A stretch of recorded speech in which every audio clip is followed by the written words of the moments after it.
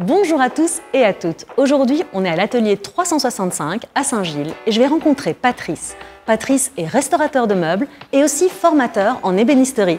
C'est parti!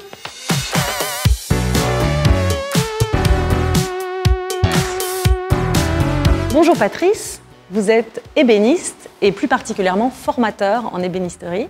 Est-ce que vous pouvez me dire un peu plus sur votre métier? Alors mon métier, à la base, c'est l'ébénisterie qui m'a envoyé plus vers la restauration d'abord.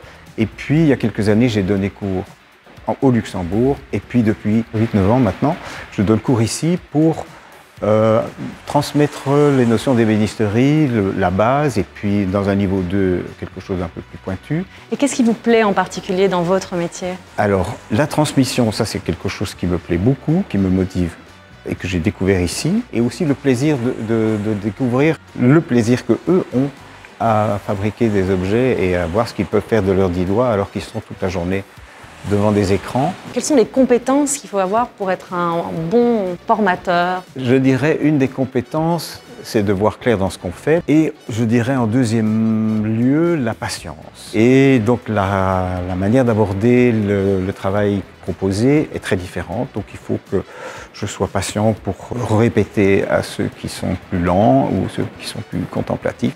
C'est quoi une journée type pour vous en tant qu'ébéniste et formateur? Ma journée type, c'est d'abord être dans mon atelier chez moi où je restaure, et puis à 5 heures, hop, c'est l'heure du tram, je file ici, et donc c'est complètement différent, c'est voir le métier par l'autre bout de la lorgnette. Ici, je sais que je vais avoir des choses un petit peu organisées, préparer les pièces de bois, c'est pas des grosses préparations, hein, mais c'est une façon de préparer le travail pour qu'eux arrivent et se sentent attendus, accueillis. Donc s'il y a des personnes qui nous regardent et qui aimeraient être formateurs pour adultes, quels sont les conseils que vous leur donneriez? Il y a un certain nombre de qualités innées qui sont nécessaires.